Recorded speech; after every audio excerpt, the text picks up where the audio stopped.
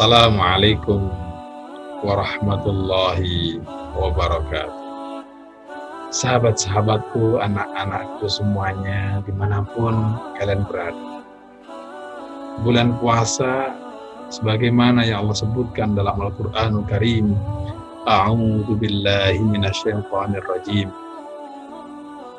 Ya ayyuhalladzina amanu kutiba alaikumus siyamu kama kutiba alal ladzina min qablikum la'allakum tattaqun. Diwajibkannya puasa atas kita, umat Sayyiduna Muhammad, sebagaimana umat-umat sebelum kita terdahulu, agar kita memiliki karakter berperilaku orang-orang yang bertakwa kepada Allah Subhanahu wa Ta'ala. Oleh karenanya sangat diharapkan menjadi tujuan utama selepas kita dididik di madrasah Ramadan, maka alumni keluar menjadi pribadi yang berkarakter saleh, muttaqin, saleh lahir dan batin.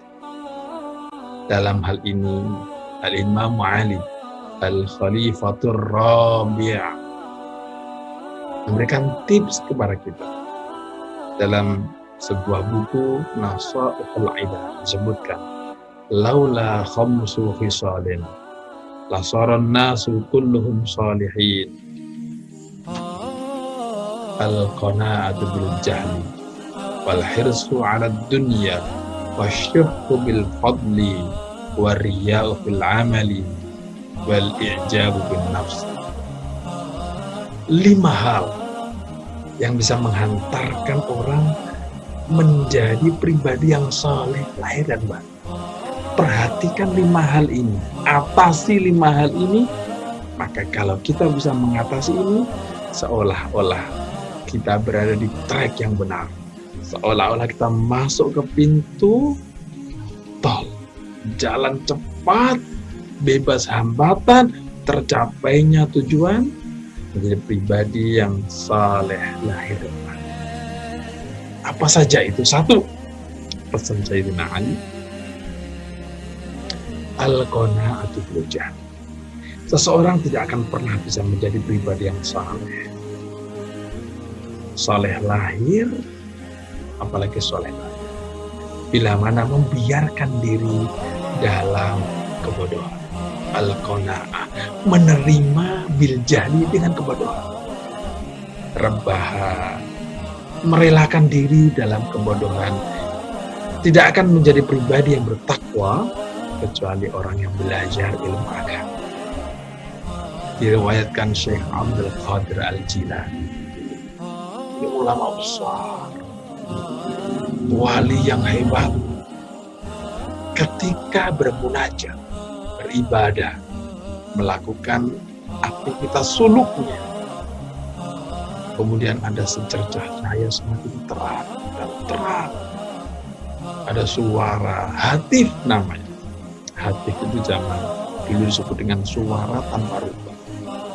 Ya abdi ya Abdul Qadir, laqad wasalta ila darajatin abahtu lakal muharramat wa asqattu ankal faraid.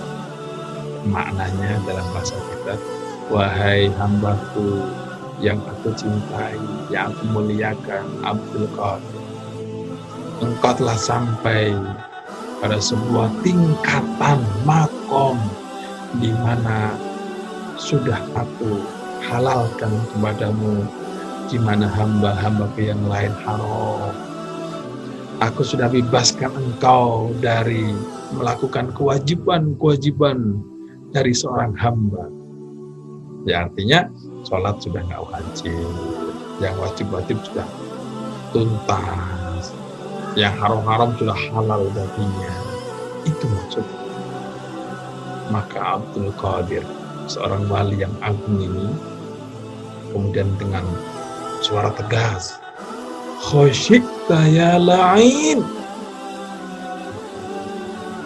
enyahlah wahai engkau yang dilaknati Allah, Tidak akan pernah ada seorang manusia, hamba pun, apapun derajatnya, setinggi apapun pangkatnya, makomnya,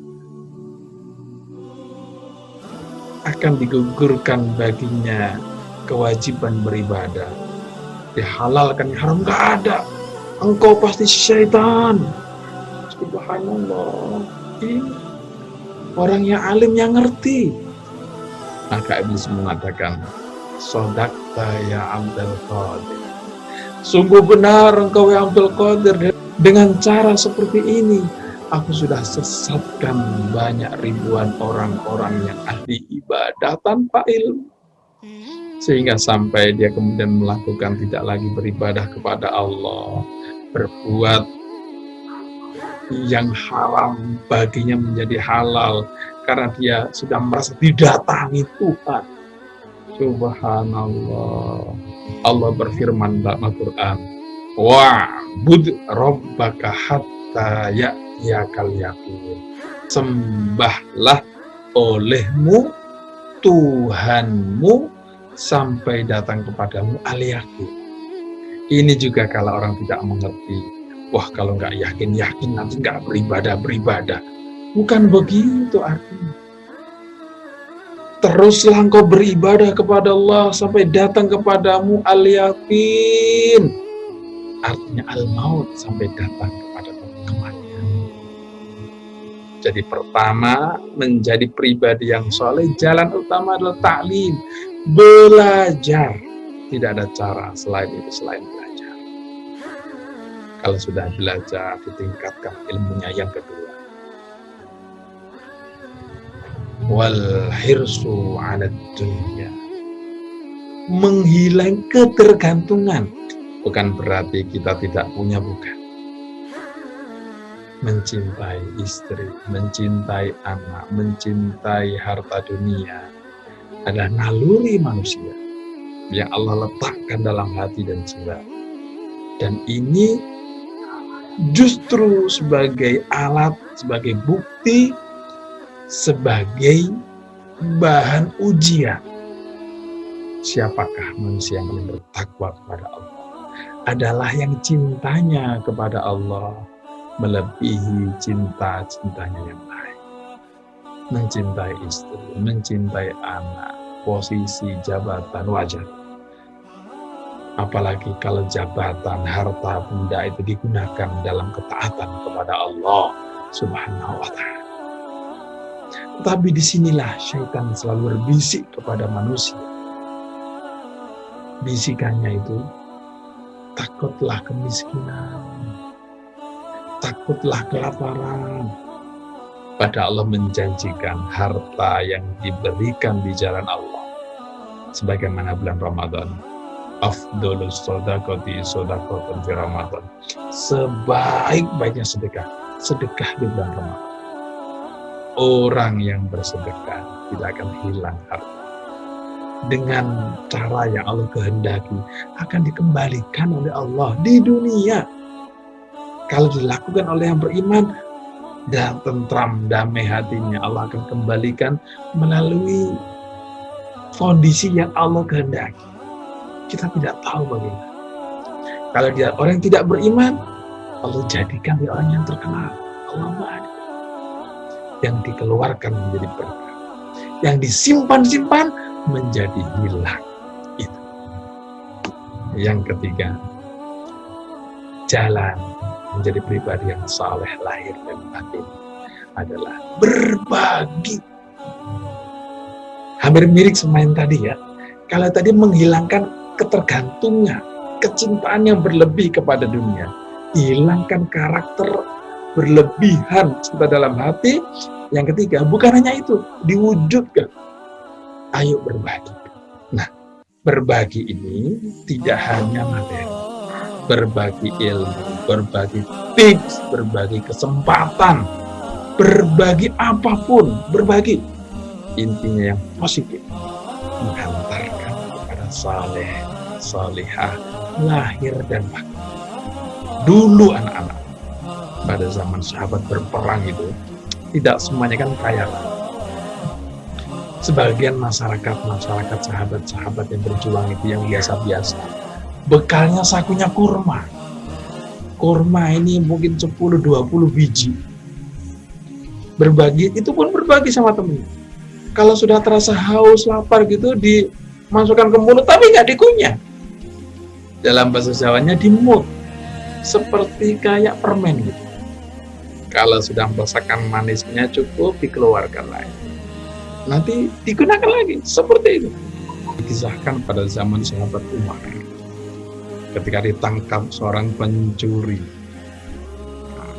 Pencuri ditangkap karena mencuri milik hartanya orang kaya. Sayyidina Umar justru malah memanggil orang kaya. Orang kaya dipanggil, kenapa sampai ada yang mencuri dari tetanggamu? Dipanggil tetangganya. Ternyata tetangganya ini saya benar-benar dalam kondisi terpepet, tidak bisa makan, tidak bisa minum. Kalau seandainya tetangga saya yang kaya raya ini memberikan saya pekerjaan, saya akan lakukan. Maka Sayyidina Umar, jadikanlah dia karyawan sehingga engkau membantu. Dianjurkan untuk memaafkan dan malah dijadikan karyawan. Jadi memberi adalah tanda ciri orang yang soleh berikutnya. Tidak akan menjadi pribadi yang soleh kalau tidak muhsini, tidak suka berbagi. Nah, yang keempat adalah menghindarkan diri dari riya'ul amal.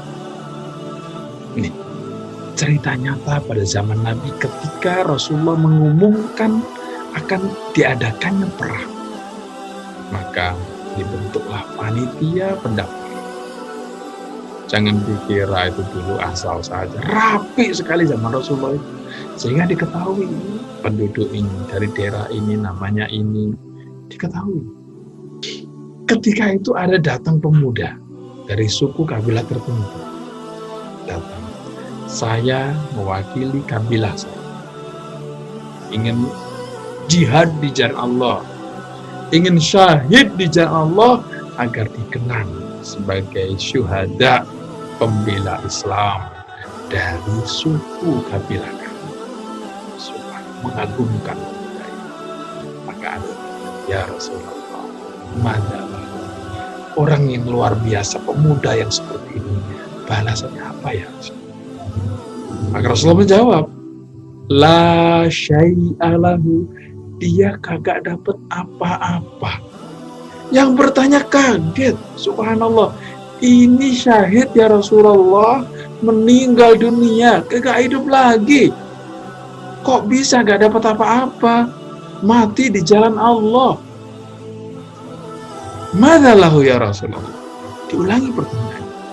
Apa yang dia dapatkan di akhirat nanti? Rasul mengulang jawaban yang kedua. La syai'a lahu. Yang bertanya mengulangi lagi, yang benar Rasulullah. Madzalahu. Pada jawaban yang terakhir Rasulullah menjelaskan, la syai'a lahu, innallaha la yaqbalu minal amali illa ma kana khalisan wa btughiya bihi wajh. Allah tidak menerima amal ibadah apapun, perbuatan amal apapun, manakala dilakukan ada muatan-muatan niat-niat yang lain selain mencari ridho Allah Subhanahu. Kalau ada terbersit niat sedikit pun yang lain, bukan mati syahid, mati sangit. Subhanallah. Betul-betul. Berikutnya adalah ikhlas karena Allah. Bagaimana agar ikhlas karena Allah? Cara utamanya mengetahui tanda-tandanya adalah al-istiwa'u fit ta'ati fis sirri wal 'alani. Adalah keseimbangan, tidak adanya perubahan dalam ketaatan, dalam kondisi orang banyak maupun sendiri. Oh, itu ikhlas. Dan yang terakhir kelima adalah al-ijab bin nafs. Orang yang mengira dia sendiri yang paling hebat, paling benar, pendapatnya hanya dia yang benar, tidak akan menjadi pribadi yang saleh. Tidak akan. Jadi pendapatnya hanya dia yang benar, yang selain dia salah. Tidak salah. Bahkan Rasulullah Sallallahu Alaihi Wasallam dalam sebuah strategi peperangan mengatur kondisi pasukan berkuda posisi di sini, pasukan pemanah di sebelah situ, pasukan regu penolong P3K dalam bahasa kita di sebelah situ. Maka kemudian ada sahabat yang bertanya, ya Rasulullah, apakah ini wahyu dari Allah atau ini adalah ide dan pemikiran Anda, wahai Rasul? Lihatlah, manusia yang paling mulia di seluruh kerajaannya Allah ini, tidak ada yang lebih mulia dari baginda Rasulullah. Malaikat, Jibril, semuanya di bawahnya Rasulullah. Derajatnya, pangkatnya, eselonnya lah ibarat. Ini sama sekali tidak merasa harga dirinya jatuh, tidak merasa direndahkan. Ada second opinion, ada pendapat, ada orang yang mencoba untuk melawan pendapatnya, tidak. Itulah dia, sahabat Umar bin Khattab. Sampai Rasul memujinya, lau kana nabiyyan min ba'di lakana Umar. Seandainya berarti tidak akan pernah terjadi. Seandainya ada nabi setelahku, maka dia adalah Umar, saking cerdas. Rasulullah, pasukan berkuda efektifnya tidak di situ. Pasukan pemanah akan lebih efisien di sana. Kalau memang itu baik, ini bukan wahyu Allah, ini pikiran saya. Kalau itu lebih baik, mari kita laksanakan. Dengan rendah hati Rasulullah menerima pendapat. Artinya apa? Mari kita terima kebenaran dari manapun dia berasal. Bisa jadi dari anak, dari istri kita, dari murid kita.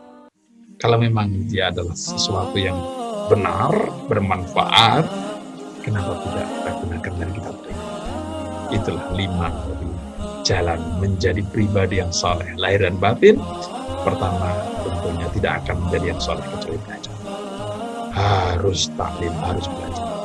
Yang kedua, mengurangi ketergantungan, kecintaan, karakter berlebihan mencintai harta dunia, diwujudkan dengan berbagi. Bukan hanya teori cinta, tidak mencintai dunia, tetapi harus diwujudkan dengan berbagi. Berbagi bukan hanya materi, bisa ilmu, bisa tips, bisa kesempatan. Dan berikutnya dilakukan dengan penuh ikhlas karena Allah. Dan yang kelima tentunya tidak merasa hanya pendapatnya yang benar. Bisa jadi ada pendapat orang lain yang lebih cocok, lebih bermanfaat, bisa kita lakukan. Demikian Bapak Ibu guru, anak-anakku semuanya yang Ustaz sayang, semoga Allah memberkahi kita semuanya. Usikum wa nafsi bitaqwallah. Wassalamualaikum warahmatullahi wabarakatuh.